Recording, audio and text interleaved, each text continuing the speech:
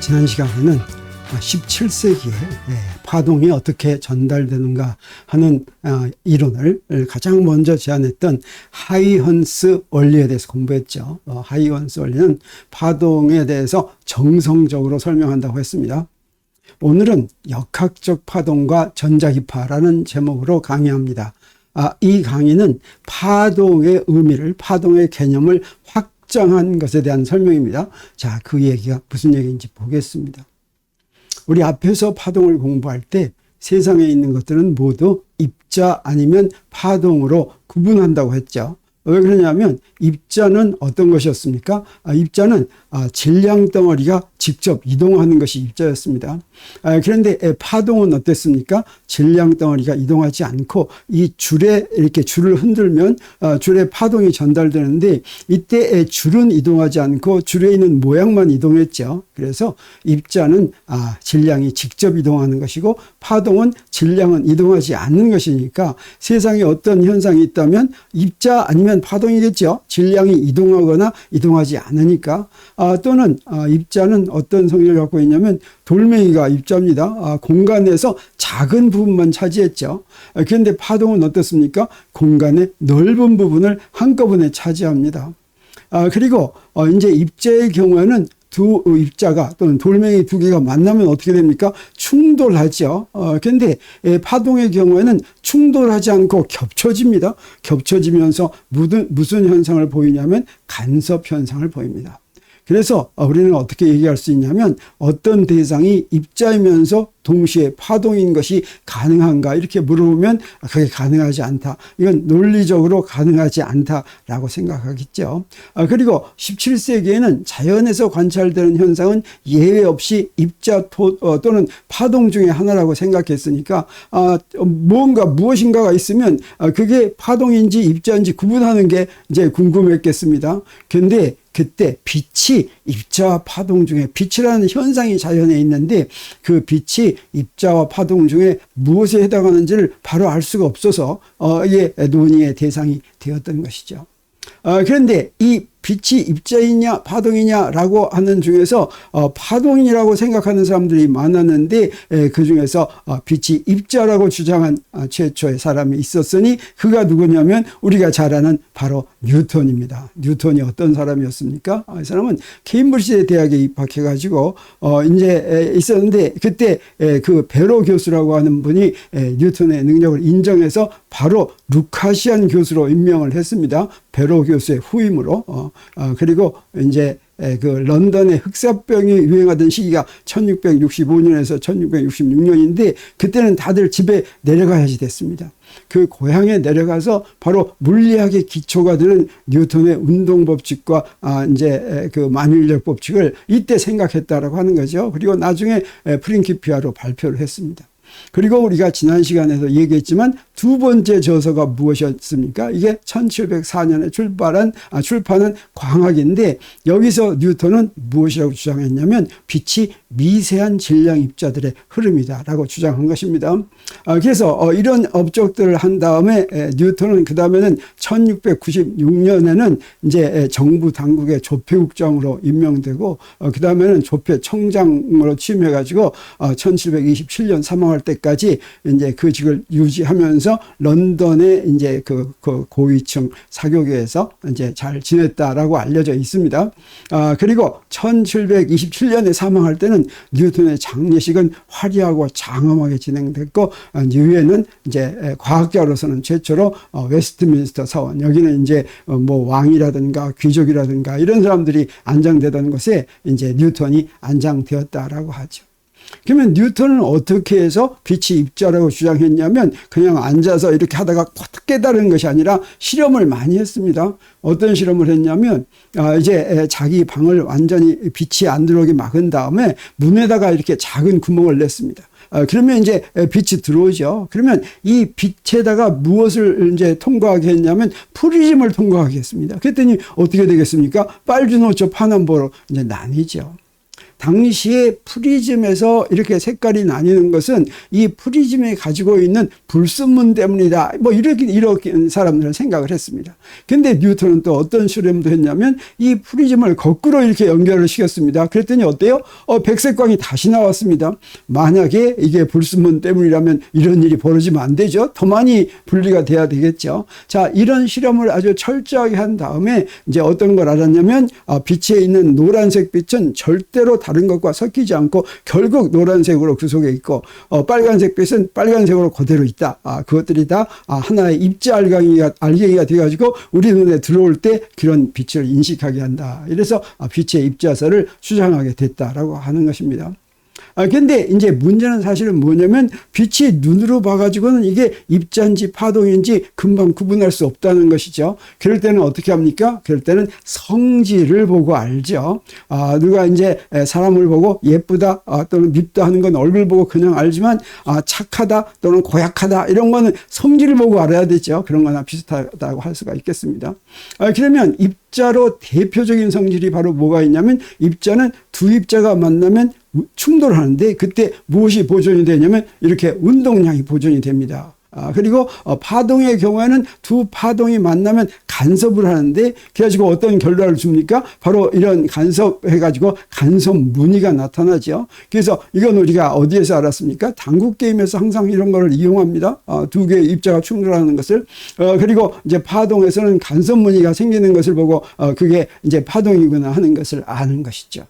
그런데 1704년에 뉴턴이 입자설을 주장했는데 그로부터 근 100년이 지난 다음에 같은 영국 사람인 토머스 영이 실험을 합니다.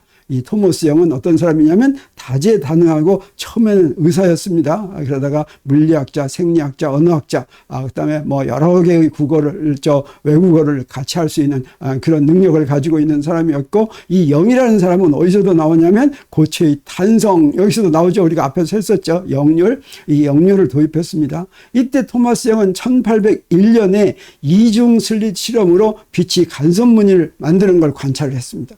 간섭무늬를 딱 만들면 어떻습니까? 이건 빛이 무엇이라는 증거입니까? 바로 파동이라는 증거죠. 그래서 이게 나온 다음에 뉴턴의 주장한 빛의 입자설은 더 이상 이제 설당을 잃게 됐다고 하는 거죠. 그러면 토마스 영은 어떤 실험을 했느냐? 뉴턴과 똑같이 집에서 암실에서 빛을 이렇게 들어오게 했습니다. 그리고 무엇을 통과시켰냐면 이걸 두 개로 나눴습니다. 무엇을 나눴냐면 아주 얇은 카드 같은 것으로 빛을 두 개로 나눴더니 이게 다시 합해지면서 그 앞에 벽에다가 이렇게 간섭무늬를 만든 것이죠. 그래서 이걸 딱 눈으로 보이니까 어떻습니까? 이 간섭무늬 만들면 빛은 이제 파동이다라고 하는 것을 알게 된 것이죠. 그래서 이렇게 영의 실험으로 이제 나온 다음에 빛이 파동 중에 하나구나. 근데 파동이라는 건 무엇입니까? 파동이라는 건 질량 입자가 직접 이동하는 것이 아니라 매질의 떨림이 전달되는 것이죠. 그래서 이 매질의 떨림이 전달되는 것인데 그러면 빛의 매질은 무엇인지, 빛은 어떻습니까? 어디든지 이제 가니까 어디든지 빛의 매질이 있어야 되겠죠. 그 매질이 무엇인지 하는 것을 이제 찾는 사람들도 나오기 시작했죠. 이것과 별개로 우리 18세기부터 무엇이 발달했냐면 전자기학 법칙이 발달했습니다. 그리고 그 전자기학 법칙은 무엇에서부터 시작했습니까? 쿨롱 법칙에서부터 시작했죠. 쿨롱 법칙, 가우스 법칙, 비오사바르 법칙, 이제 암페어 법칙, 이런 파라데이 법칙 이렇게 나오는데 이런 거 우리가 이제 2학기에 배우게 됩니다. 그리고 이 전자기학의 기본 법칙들, 그게 쿨롱 법칙, 비오사바르 법칙, 파라데이 법칙 이런 게 기본 법칙인데 이런 기본 법칙이 알고 봤더니 따로따로 성립하는 법칙이 아니라 한 법칙의 여러 측면이다라고 해서 전자기학의 이론 체계를 한꺼번에 통합해서 수립한 사람이 나오는데 그 사람이 누구냐면 바로 맥스웰입니다. 그래서 우리가 2학기에는 이제 전자기학을 위주로 배우는데 맥스웰에 대해서 마지막에 전자기학을 통합해서 마지막 장식한 사람이 바로 이 맥스웰이겠습니다. 그래서 맥스웰은 20세기 물리학에서 가장 큰 영향을 준 20세기 물리학에 가장 큰 영향을 준 19세기에 가장 뛰어난 물리학자다 이런 평을 받고 있습니다. 그리고 1871년에 이제 케임브리지 대학 초대 캐번디시 교수로 이제 부임을 해가지고 건물 설계에서 장비 구입까지 모든 것을 감독하여 유명한 캐번디시 연구소를 이제 설립했죠. 이 연구소에서는 노벨 물리학상 수상자들이 막 줄줄이 많이 나오게 됩니다. 그리고 1873년에 이제 맥스웰의 전자기학, 통합한 맥스웰 전자기학 책을 따로 이제 발표하는데, 여기서 바로 무엇을 발표하냐면 전자기파를 이론으로 예언하게 되는데, 그것은 맥스웰이 이제 맥스웰 방정식을 만드는, 이 맥스웰 방정식이라는 게 바로 쿨롱 법칙, 비오사바르 법칙, 패러데이 법칙, 이런 것들을 이제 같이 종합한 것입니다. 이것들을 이제 종합을 했더니 바로 전기장과 자기장이 만족하는 파동 방정식을 유도할 수가 있었습니다. 거기서부터 전자기파를 이론으로, 그러니까 파동 방정식을 만족하는 건, 전기장과 자기장이 파동 방정식을 만족하니까 전기장과 자기장으로 된 파동이 있어야 되겠다라고 하는 걸 예언한 것입니다. 그게 바로 이제 맥스웰이 전자기파를 예언했다, 이런 얘기를 합니다. 근데 안타깝게도 48세의 젊은 나이에 이제 암으로 이제 별세를 하게 됐죠. 근데 또 더 재미있는 것은 이제 파동방정식이 이렇게 나왔습니다. 그래서 우리 파동방정식을 이렇게 유도를 했었죠. 이게 이제 역학에서 뉴턴의 운동법칙으로 유도한 파동방정식입니다. 그리고 맥스웰이 전자기학 법칙으로 유도한 파동방정식이 이렇게 생겼는데, 이 두 개가 똑같은 방정식입니다. 똑같은 방정식이라고 하는 건 무엇입니까? 여기 보면 X와 T에 대한 이 미분은 똑같은데 거기에 뭐만 다릅니까? U 대신에 전기장이 온 거죠. 그리고 V제곱분의 1 대신에 뮤제로 입실론 제로가 이렇게 왔습니다. 그러면 우리 이게 이제 파동방정식과 똑같은데, 이걸 만족하는 전기장은 파동을 만드는데, 파동방정식에는 우리가 뭐가 있다는 걸 알았습니까? 그 파동의 속력이 있다고 하는 걸 알았죠.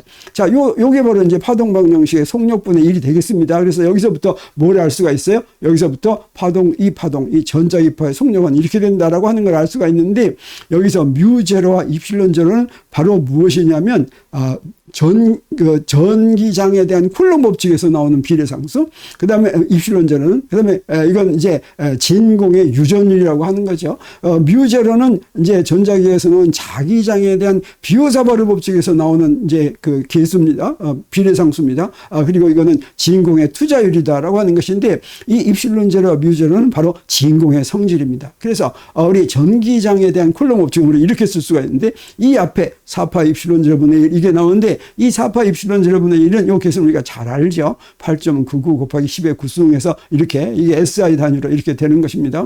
그리고 뮤제로는 이제 자기장에 대한 비오사바르 법칙은 요 앞에 있는 개수가 이렇게 있습니다. 요 개수는 이렇게 딱 떨어집니다. 10의 마이너스 7승 뉴턴 포 암페어 제곱 이렇게 됩니다. 그래서 요거 입실론 제로와 뮤제로를 아니까 바로 전자기파의 속력을 우리가 바로 구할 수가 있는데, 자, 이렇게 해서 전자기파의 속력을 구하려면, 자, 뮤제로를 위해서 4파분의 뮤제로를 집어넣고, 그 다음에 4파 입실론 제로 나누기 1 이렇게 할 것 같으면 어떻게 됩니까? 요거는 요 놈의 역수가 되죠. 그래서 그 값을 여기다 이렇게 대입하면 되겠습니다. 그래서 구해봤더니 그게 얼마입니까? 2.99 곱하기 10의 8승 미터 퍼 세컨드인데, 이건 이제 지금 우리는 잘 알고 있죠.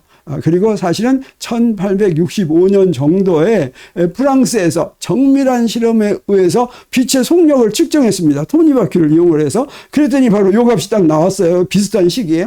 그래서 맥스웰이 얻은 이 전자기파가, 맥스웰이 예언한 이 전자기파가 바로 빛에 해당하는 것이 아니냐라고 생각한 거죠.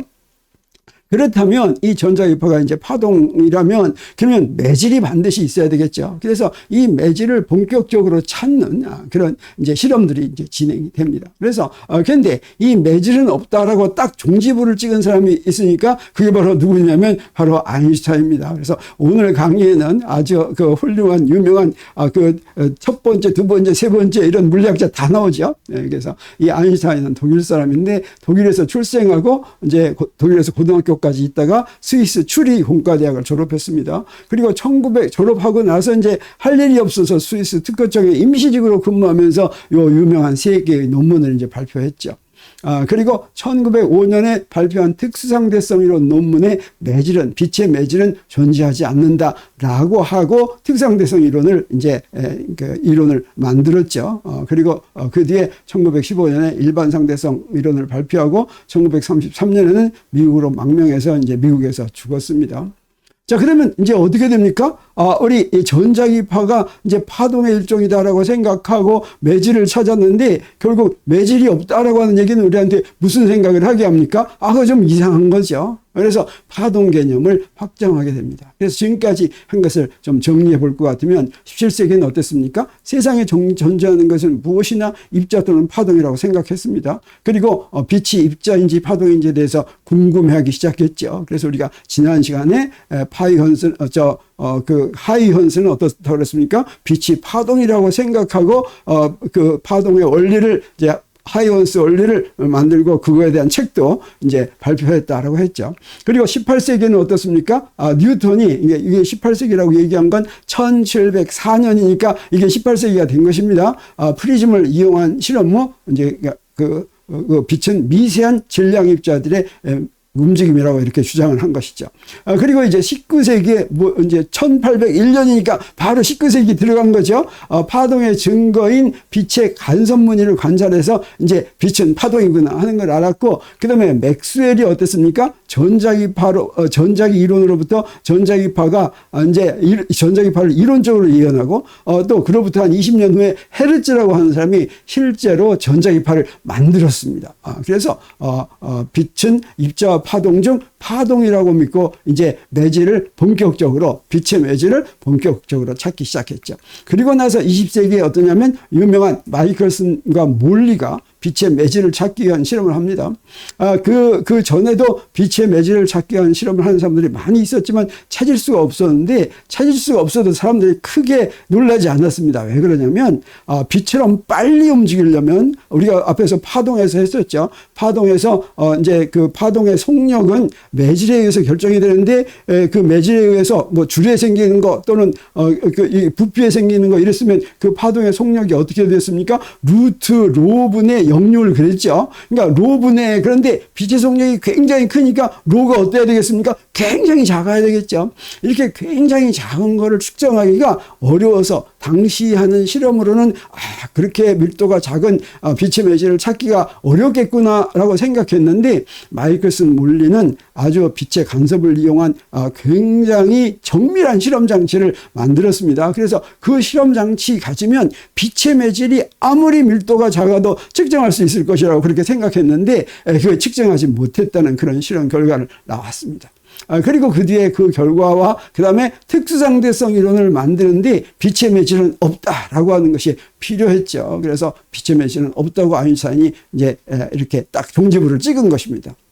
그래서 어떻습니까? 빛의 매질은 없다. 다시 말하면 전자기파의 매질은 없다라고 하면 우리 앞에서 파동은 어떻습니까? 파동은 매질의 진동이 전달되는 현상이죠. 그러면 전자기파는 매질의 진동이 전달되는 현상하고는 다른 현상이죠. 그래서 파동의 개념이 확정될 수밖에 없다라고 하는 것입니다. 그래서 빛은 매질의 진동이 전달되는 역학적 파동과는 전혀 관련이 없지만 간섭 성질을 갖는 전자기파다라고 하는 것이 이제 알려지게 된 것입니다. 그래서 그동안 파동이라고 부른 것은 우리가 앞에서 파동이라고 한 거, 매질이 진동이 전달된 거, 그걸 전자기파와 구분하기 위해서 전자기파는 전자기적인 파동이라고 한다면 그 앞에 건 어떻습니까? 역학적인 파동이죠. 그래서 그것을 역학적 파동이다 이렇게 부르기 시작한 것입니다. 그래서 역학적 파동과 전자기파를 구분해서 본다면 이제 역학적 파동과 전자기파가 있습니다.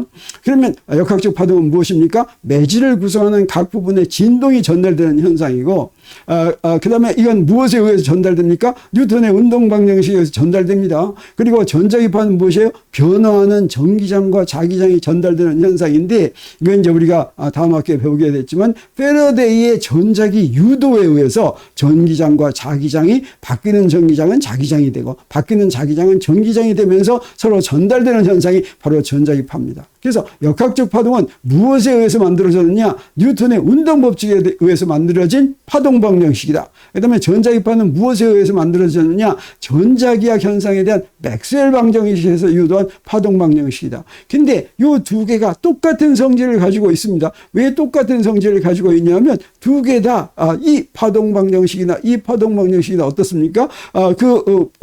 그 파동의 원인이 되는 미분 방식이 똑같이 생겼죠. 그래서 그 풀이의 성질도 똑같다라고 할 수가 있겠습니다. 그래서 역학적 파동의 간섭하면 어떻습니까? 음파할 것 같으면 맥놀이가 생깁니다.